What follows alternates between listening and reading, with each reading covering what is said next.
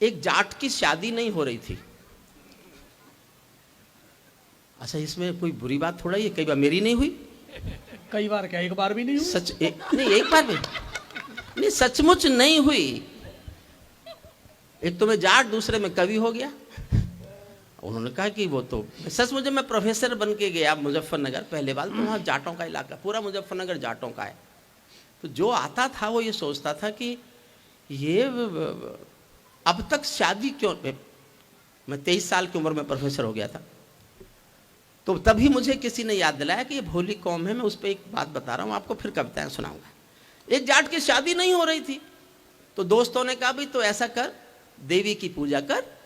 जाट बोला अगर मैं देवी की पूजा करता तो मैं जाट होता, अग्रवाल नहीं होता, शर्मा नहीं होता।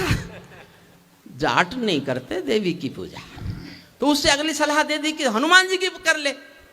जाट छुटते ही बोला उसकी तो खुद नहीं हुई थी। लेकिन उसे समझाया, जाट तो भोला भाला, बहुत भोला। कितना भोला, मैं आप सबूत सुनना चाहो तो सबूत दे सकता हूं। जब चौधरी चरण सिंह हिंदुस्तान के प्रधानमंत्री बने तो हमारे मेरठ के, मुजफ्फरनगर के जाटों ने दिल्ली में कनॉट प्लेस में गुड़ बांटा। गुड़ बांटते फिरे चौधरी के, लाली मुंह मीठा करो, लाला मुंह मीठा करो। लोगों ने पूछा जी क्या हो गया? बोले घनी बड़ी बात हो गई, मुंह मीठा करो। बोले जी हुआ क्या? होना के था, घनी बड़ी बात हो गई, आज हमारा चौधरी चरण सिंह इंदिरा गांधी हो गया। तो भोली कौन, भोलापन, भोलेपन में ऐसे ही बोलते हैं। हनुमान जी की पूजा करने के लिए पंडित जी ने समझाया तो मान गया, लेकिन इस शर्त पे माना कि पंडित जी आप साथ चलोगे पूजा कराने। पंडित जी को दक्षिणा चाहिए थी, मिल गई।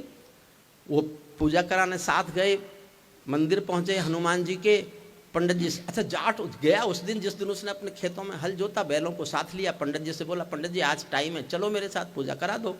बैलों को लेकर पंडित जी पहुंच गए जाट को हनुमान जी के मंदिर में। पूजा जैसे जैसे पंडित जी कहे उन्होंने की, अंत में बोले घंटी बजा।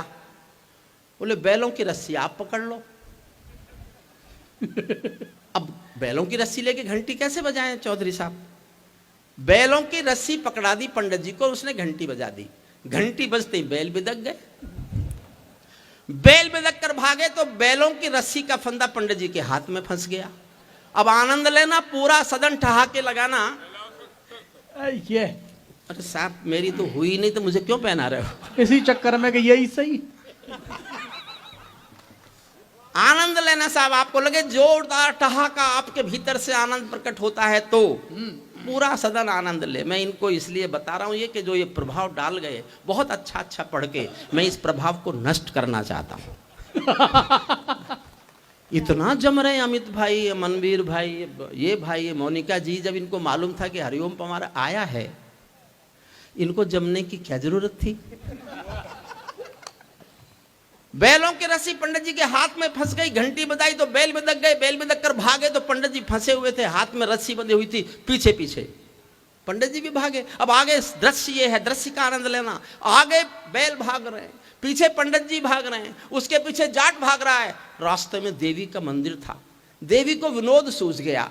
देवी बोली पंडित जी कहां भागे जा रहे हो सुबह सुबह? पंडित जी बोले देवी आज तक तूने बनियों का, ब्राह्मणों का ब्याह कराया होगा, जब किसी जाट का कराएगी ना तो पता चलेगा कितना भागना पड़ता है। बहुत अच्छे, बहुत अच्छे।